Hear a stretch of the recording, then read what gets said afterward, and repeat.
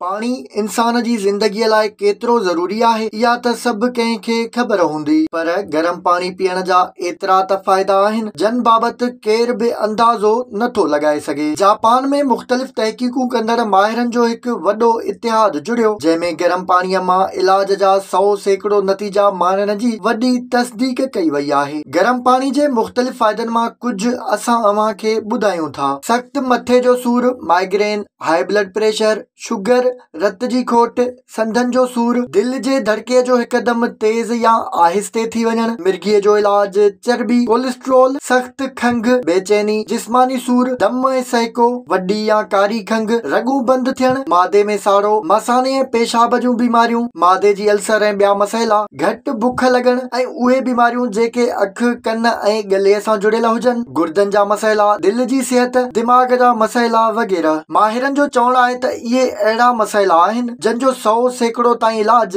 गरम पाणी पीअण सां ई करे सघिजे थो। इन लाइ माहिरनि मशवरो ॾिनो आहे त हर रोज़ सुबुह जो सवेर उथण सां घटि में घटि 4 गिलास हल्को गरम पाणी पीअण घुर्जे। पाणीअ खे गरम कयो वञे पर पीअण जेतिरो ज़रूर हुजे। इन लाइ हिकु एहतियात इहो बि आहे त पाणी पीअण खां पोइ घटि में घटि 45 मिंटनि ताईं कुझु बि खाइणो न आहे। इन सां गॾु हर खाधो खाइण खां पोइ घटि में घटि 2 कलाकनि ताईं पाणी न पीअण घुर्जे। केतिरा ई माण्हू शुरूअ में ई निंड मां उथण सां एतिरो पाणी नाहिन पी सघंदा, जेकी थोरो थोरो करे इन हद ताईं पहुची सघनि था। माहिरनि मूजिबि इहे न रुॻो ॻाल्हियूं आहिनि, गरम पाणी पीअण सां मख़सूस मुदे ताईं केतिरनि ई बीमारियुनि जो इलाज बि कयो वियो आहे, जेको अव्हांखे बि ॿुधाइजे थो। शुगर जे मर्ज़ में बेतरतीबी लाइ 30 ॾींहं, हाई ब्लड प्रेशर लाइ 30 ॾींहं, मादे जा सभु मसइला 10 ॾींहं, हर क़िस्म जी कैंसर लाइ 9 महीना, रॻूं बंदि थियण वारियूं बीमारियूं 6 महीना, बुख घटि लॻण 10 ॾींहं, मसानो ऐं उन सां जुड़ियल बीमारियूं 10 ॾींहं, नक,